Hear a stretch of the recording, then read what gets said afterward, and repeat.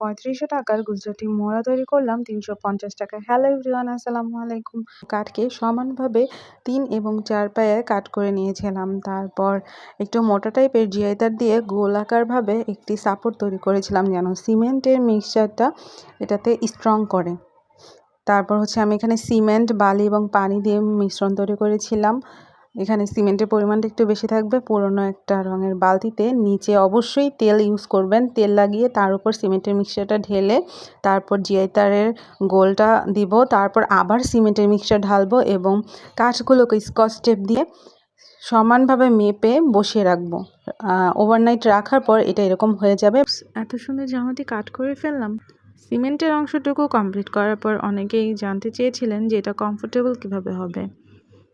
জামাটির ভিতরে কাপড়টুকুকে আমি গোল করে কেটে নিয়ে ভালোভাবে সেলাই করে এর মধ্যে তুলো ভরে নেব।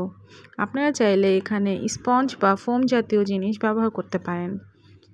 তারপর ভালোভাবে সেলাই করে সিকিউর করে নেব।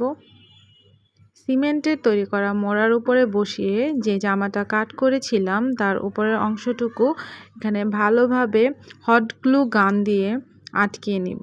যদি আপনাদের কাছে সেম জামা বা এই টাইপের কোনো কিছু না থাকে, আপনারা দোকানে বিভিন্ন কাপড়ের দোকানে গজ কাপড় কিনতে পেয়ে যাবেন।